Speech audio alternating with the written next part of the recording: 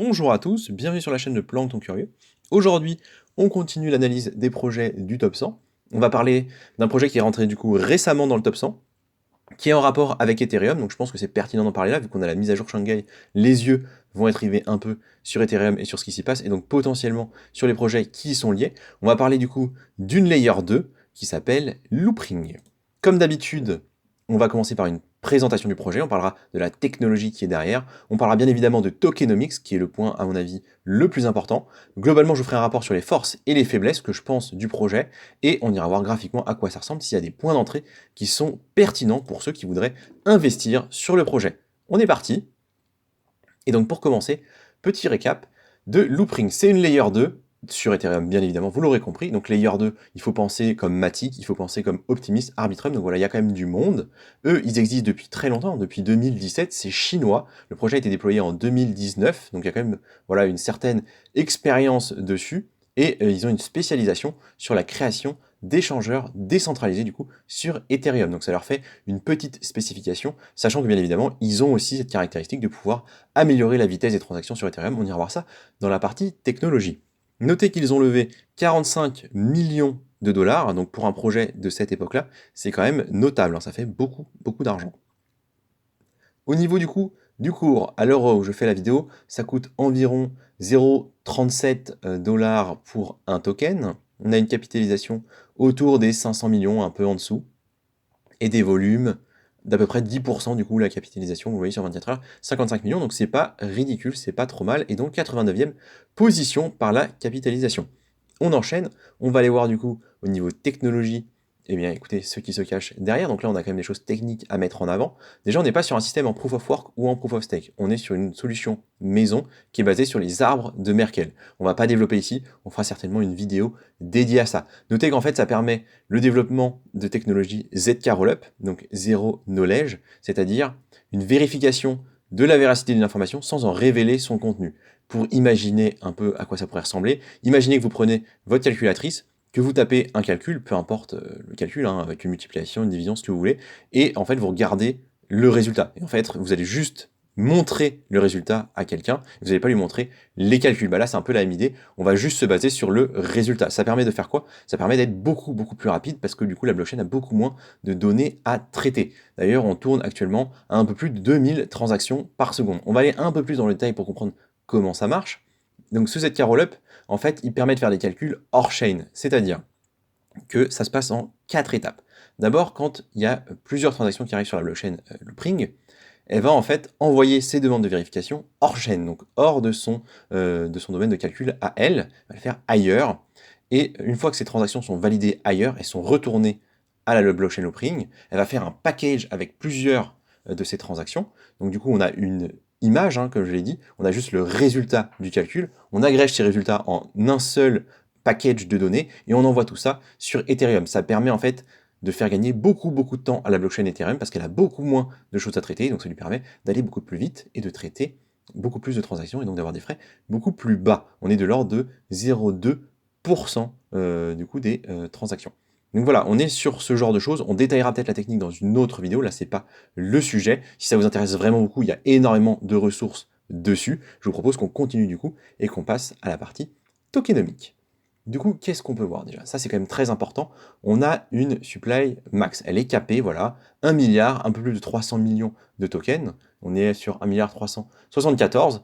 Donc ça, c'est fixe. Ça, c'est bien. On apprécie. Je vais vous donner l'information que je n'ai pas trouvé d'émission d'inflation. Donc ça veut dire qu'a priori, on doit rester sur cette supply-là.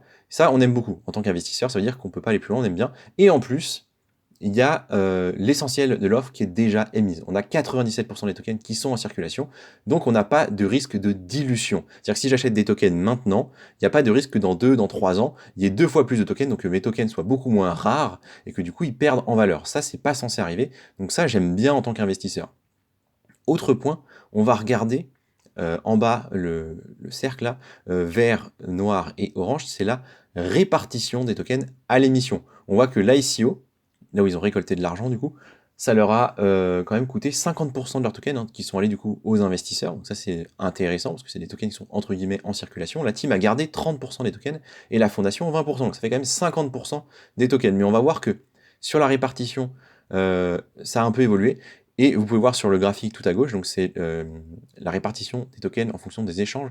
Binance a 24% des tokens. Et je suis allé croiser les données, je suis allé à regarder sur d'autres sources d'informations, et je peux vous confirmer que effectivement, Binance a entre 23,5% et 24% des tokens Loopring, ce qui est quand même considérable. C'est vraiment très très important. Le reste des échangeurs, c'est beaucoup plus raisonnable. Alors, vous voyez, OKX a 1,32, Crypto.com, ils ont 2%, donc tout ça, on n'est pas vraiment choqué par ce genre de choses, tout à fait cohérent. Binance a énormément, donc très gros poids de Binance, ça faut le savoir. Et il y a une deuxième adresse, celle qui est encadrée en rouge en plein milieu de l'écran, qui ne semble pas être une adresse d'échangeur, ni une adresse du protocole, et qui pourtant a 7% des tokens. Alors, est-ce que c'est un des fondateurs qui aurait eu pas mal de tokens dès le début, je ne sais pas, j'ai pas l'information de à qui appartient cette adresse, mais si vous voulez faire vos recherches, vous pouvez le voir, hein, elle est notée ici. Et ils ont du coup, cette adresse a 7% de la supply, ce qui est quand même pas du tout négligeable. Il faut le savoir, on a quand même deux gros acteurs, Binance et du coup cette adresse-là. Au niveau de la TVL, donc la quantité de tokens bloqués. Et donc ça, c'est un indicateur qui nous intéresse parce que c'est un indicateur quand même de l'utilité du projet et en tout cas de l'utilité que les utilisateurs lui accordent et de l'intérêt qu'ils ont pour lui. C'est 116 millions de dollars et quand on voit que la capitalisation de marché elle est un peu en dessous de 500 millions, ça veut dire qu'il y a plus de 20%, à peu près 25, entre 20 et 25%, pas 25, un peu entre 20 et 25% des tokens qui sont bloqués, d'accord? Donc c'est quand même plutôt pas mal, c'est correct pour ce genre de protocole. Moi j'estime que c'est pas mal, il y a quand même du coup une certaine confiance des gens qui ont ce token, donc ça on aime bien, une donnée qui est quand même intéressante.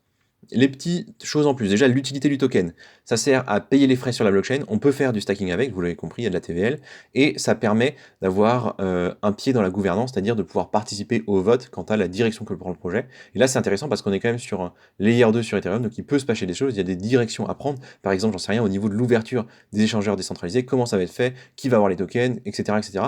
Donc en fait la gouvernance c'est vraiment pas quelque chose à négliger quand vous avez beaucoup d'argent mis dans le projet, parce que cet argent que vous avez mis va prendre une direction en fonction de l'évolution du projet. Et donc ça, c'est intéressant, la gouvernance. Mais bon, c'est le cas sur beaucoup de projets. Voilà, vous savez, ça sert à ça. Les petits points en plus, par exemple, si vous voulez ouvrir un échangeur décentralisé, il faut bloquer 250 000 tokens LRC. Donc c'est quand même quelque chose de notable.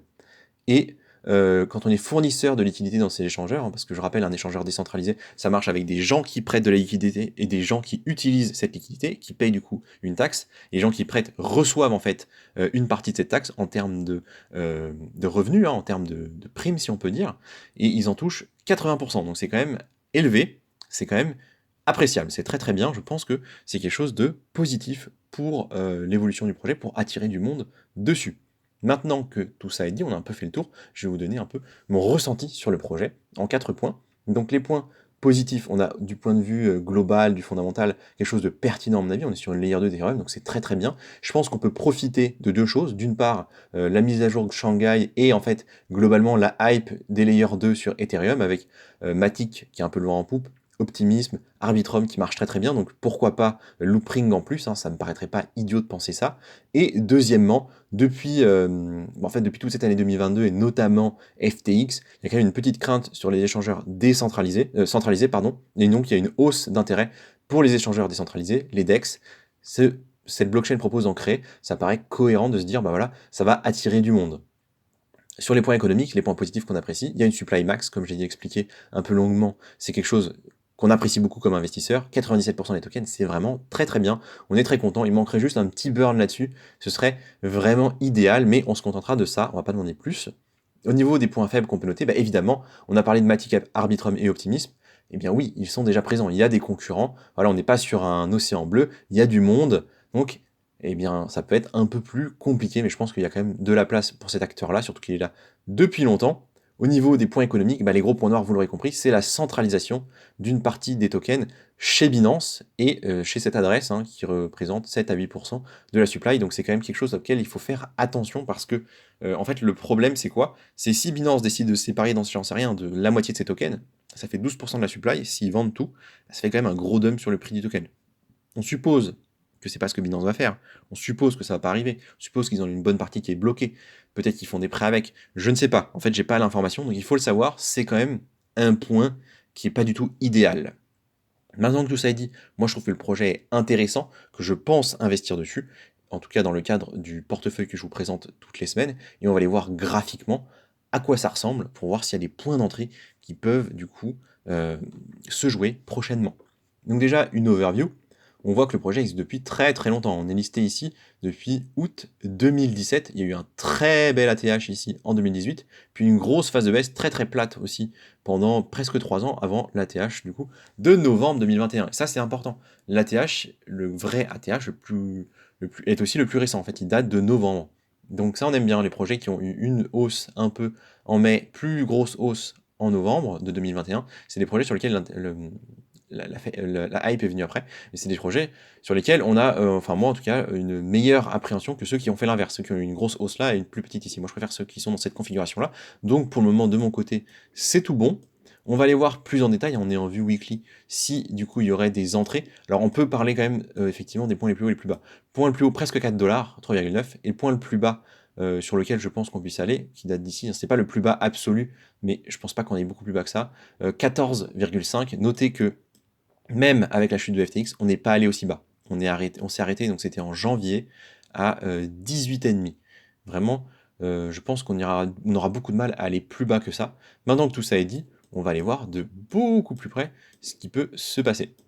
Donc on a de l'info ici, on voit du coup qu'on a fait depuis ce plus bas à peu près 0,2 du coup, hein, un plus haut autour de 0,50, donc on a fait un gros x2, un peu plus, on a fait un gros x2. Donc c'est pas incroyable, c'est très bien, c'est comme d'ailleurs l'essentiel du marché crypto sur la période du mois de janvier.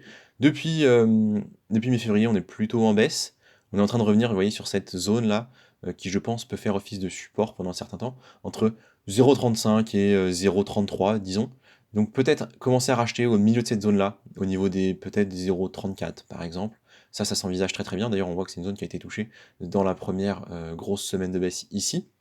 Peut-être même attendre un repli là. Ça, ce serait peut-être pour un deuxième achat. Donc moi, en fait, ce que je jouerais, c'est tout bête. C'est sûrement un premier achat ici et d'autres plus bas parce que je pense que le projet peut vraiment profiter d'une hausse dans les prochains mois si on continue sur cette tendance haussière globale et sur cet intérêt pour les Layer 2 et pour Ethereum sur lequel il y a de l'activité, hein, la mise à jour Shanghai qui, si je ne dis pas de bêtises, est passée en testnet aujourd'hui. Donc, on va regarder 2-3 indicateurs pour essayer de se conforter dans notre idée, ou à l'inverse, hein, pour infirmer. Ce qu'on peut voir, par exemple, au niveau du RSI en weekly, c'est qu'on est sur quelque chose d'assez raisonnable. On est au niveau des 50.